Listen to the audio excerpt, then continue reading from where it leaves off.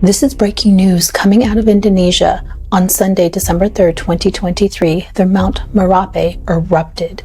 It sent ash more than 3,000 meters into the air. Take a look at this footage.